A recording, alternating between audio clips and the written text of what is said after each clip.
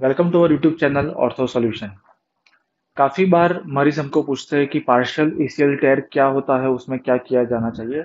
या फिर आपने आप एमआरआई रिपोर्ट में पढ़ते हो कि एसीएल स्प्रेन, पार्शियल एसीएल टेयर या फिर इंटरस्टिशियल इडीमा इन एसीएल ऐसा लिखा हुआ होता है, तो उसमें क्या किया जाना चाहिए।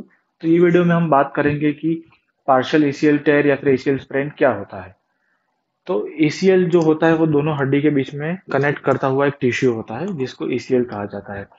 तो ये एक बैंड की तरह होता है जो दोनों हड्डी को बीच में से ऐसे पकड़ के रखता है। तो ये जो बैंड होता है उसकी कितने मात्रा में इंजरी हुई है, चोट लगी है, उसके हिसाब से डिसाइड किया जाता है कि एसीएल का टेयर कितना बड़ा है। तो सबसे पहले मैं आपको बताऊंगा कि ये जो बैंड है, अगर ये पूरी तरह से इंटैक्ट है यानी कि बिल्कुल फटा हुआ नहीं है, सिर्फ इसमें सूजन आई है यानी कि पाँव ट्विस्ट हो गया है, पाँव ट्विस्ट हो गया है लेकिन ये फटा नहीं है, सिर्फ इसमें सूजन आई है, तो ये जो सूजन है वो एमआरआई में एक वाइट टिश्यू की तरह दिखती है जिसको एसीएल इंटरस्टिशियल इडीमा कहा जाता है। एसीएल इंटरस्टिशियल इडीमा या फिर एसीएल स्प्रेन भी कहा जा सकता है। तो ऐसे केस में ऑपरेशन की बिल्कुल जरूरत नहीं है। इसको ग्रेड 1 एसीएल टेयर भी कहा जा सकता है। इसमें ऑपरेशन की बिल्कुल जरूरत नहीं है क्योंकि जो एसीएल है वो बिल्कुल इंटैक्ट है। वो वो पूरी तरह से दोनों हड्डी को पकड़ के रख सकता है। ये सिर्फ सूजन आने के कारण आपको दर्द हो रहा है और एमआरआई में ऐसा लिखा है कि grade 1 sprain of ACL, interstitial oedema in ACL या फिर इंटरस्टिशियल टेयर इन एसीएल। लेकिन इसमें सर्जरी की बिल्कुल आवश्यकता नहीं रहती।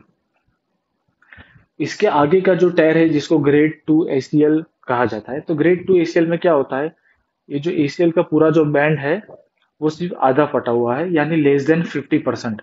अगर ये जो पूरा एसीएल का बैंड है वो सिर्फ 50% अगर हम उसको काट दें, अगर हम उसको 50% काट दें तो उसको ग्रेड 2 एसीएल टेयर कहा जाता है या फिर उसको पार्शियल एसीएल टेयर भी कहते हैं।